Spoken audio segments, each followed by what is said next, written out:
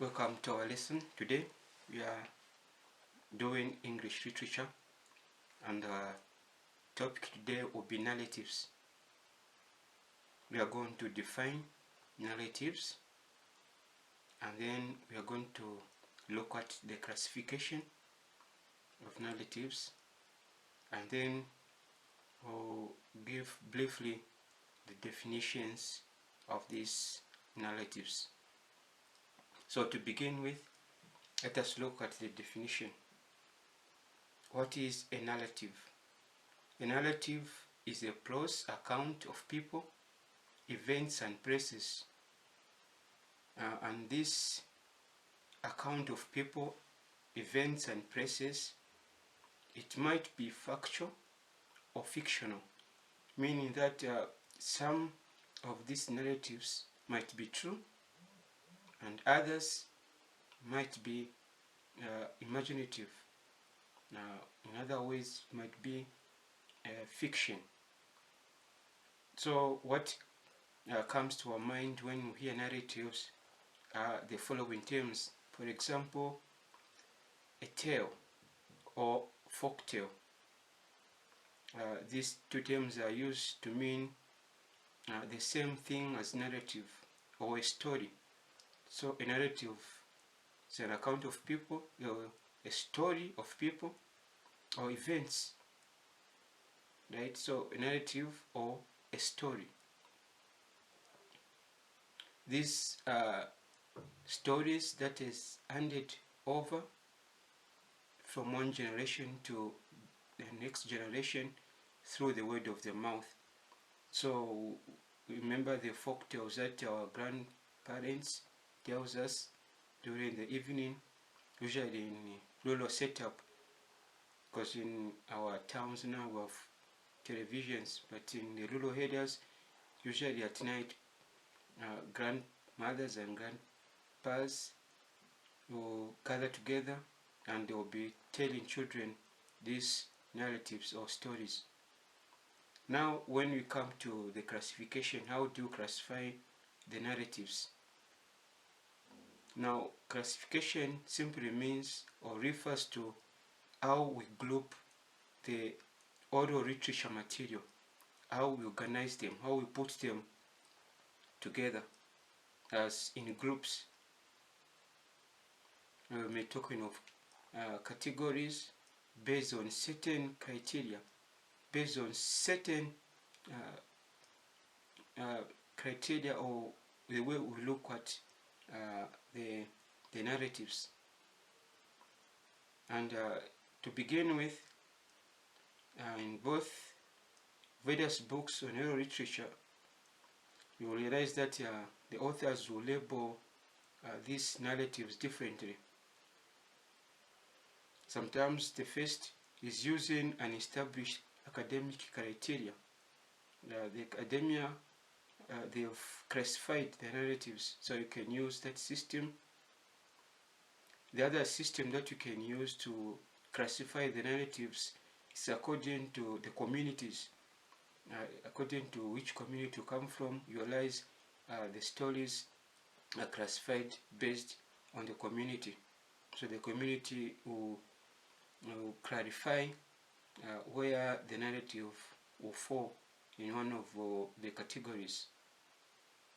Now, let us look at some of these specific categories of narratives, and we are looking at myth.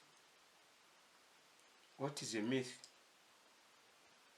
You realize a myth is an account which deals with creation, supernatural phenomena, or the origin of people.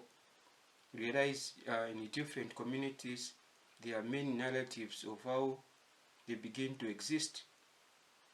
So such kind of stories falls into this category of myth. There's something that is supernatural, right? How a man and woman was created, not based on the biblical reference, but according to different communities in the world. The next part will be etiological narratives. Etiological narratives. These are narratives which attempt to trace the origin of physical and cultural trends.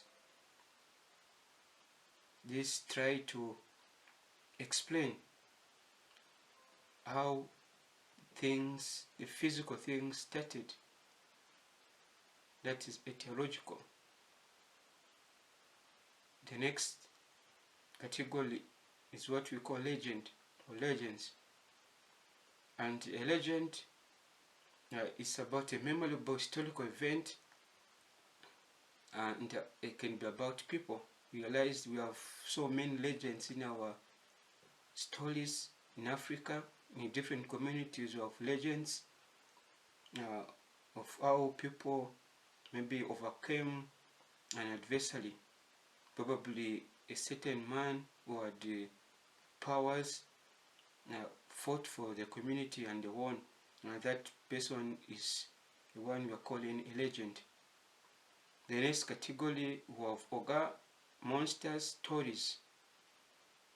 In these narratives, you realize it features a creature which is usually gigantic, and usually it represents evil. As you can see, monster stories. Then we have trickster stories. These are fun stories of how a small animal, usually is the one that tricks the bigger animal in doing something to benefit the smaller animal. Then we have dilemma stories. Now in dilemma stories, there are stories which show a character or group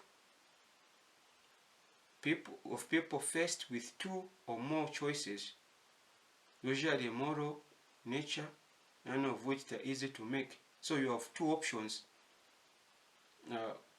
One is right, the other is wrong. Now, when the other is wrong, it's not simply easier for someone to choose between the two options.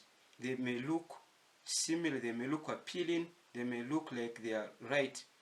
Now, in that situation, a group will find difficulties to choose between the two decisions. Which choice should they make? Then we have what we call fables. These narratives usually teaches morals, right? In these fables, it is usually featured by animal characters. It features by animal characters. Then we have human tales. In human tales, as you can see from the word human, these are narratives where human beings are the main characters. These are some of the narratives that we discuss in literature.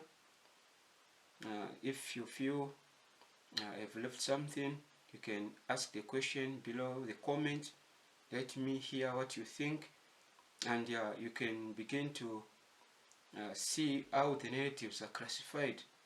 In the next lesson, we are going to look at how each narrative will explain it a bit in detail. So happy study and enjoy the narratives of Africa and the world at large.